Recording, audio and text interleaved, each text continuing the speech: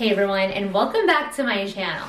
So today we're going to be making this celebration cake, and it is just so delicious because it's made with 4 different flavors of cake and an old-fashioned cooked flour frosting.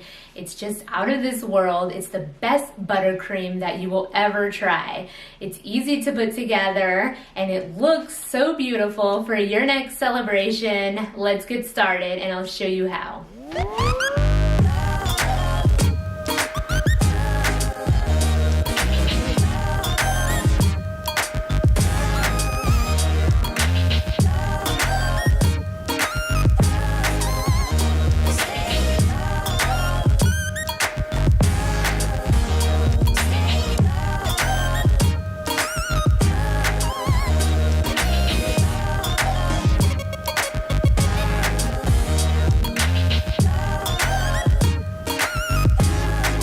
I'm going to be starting off here with 2 white cake mixes. Now, if you have a favorite white cake recipe, go ahead and use that. But for this cake, we're going to be changing the flavor a bit so they work really well.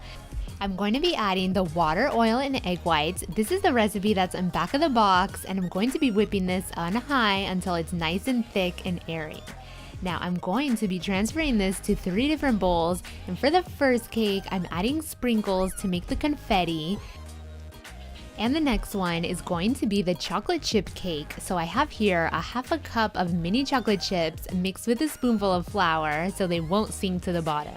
And for the last cake, I have some maraschino cherries that are chopped up with a bit of their juice, and this is going to be for our cherry chip cake.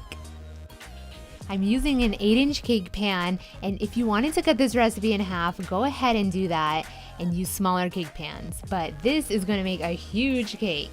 So for the last flavor, I have my chocolate cake mix that I'm going to be making, and it's going to get put all into one pan.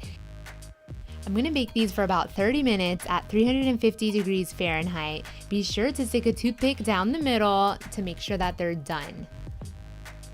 Next, I'm moving on to my frosting. This is an old-fashioned cooked flour frosting. It's simple. You see, all I'm doing is adding half of my milk mixture with a 1/3 cup of flour, and I'm going to cook this until it forms a type of a paste on a medium heat, and then I'm going to be adding the rest of the milk with 2 cups of sugar.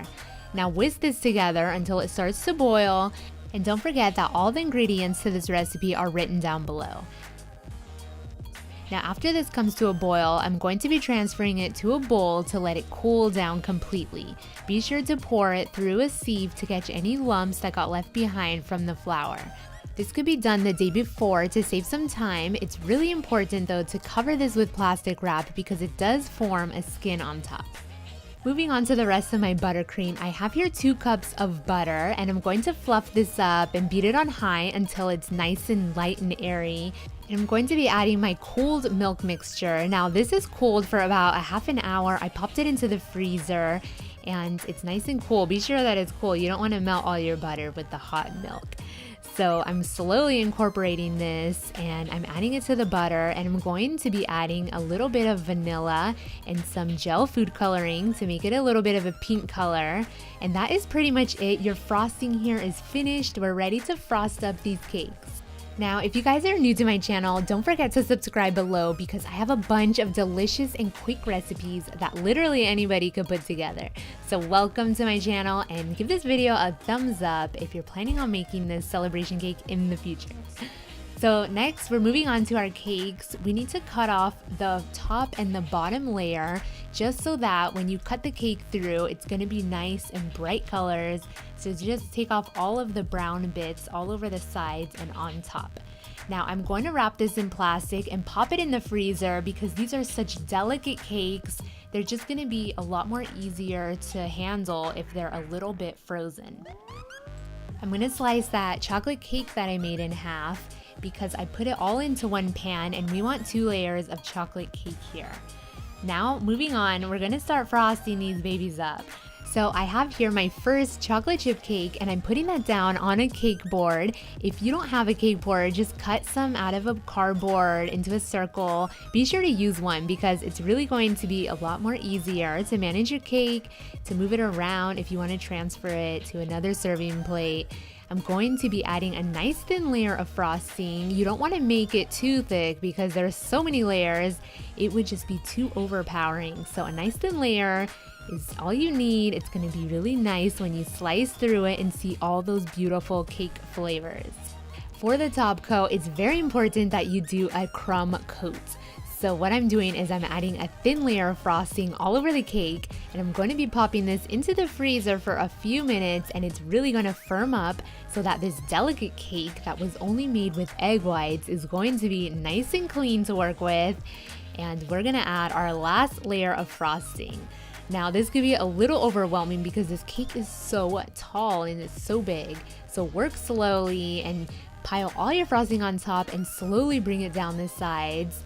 And then we're going to be using this little metal cake tool that makes lines all over the cake. This is perfect because you don't have to smooth out your frosting as much, and it looks really cute when you top it with some rainbow sprinkles. Now this is the perfect cake for any party. What I love about this frosting is that when you pop it in the refrigerator, it firms up so hard. So right before any party, you would be able to use this technique, and that way the cake would be able to stay out on the counter for the whole party. And this cake will please everyone because it has so many different flavors. I really hope you guys enjoyed this recipe. I hope you're able to try it out one day for your next birthday celebration. It's so much fun to make and even more fun to eat. Don't forget to give this video a big thumbs up and comment down below what you thought about this cake. Thank you guys so much for watching, and I'll see you next time for more of my quick and easy recipes.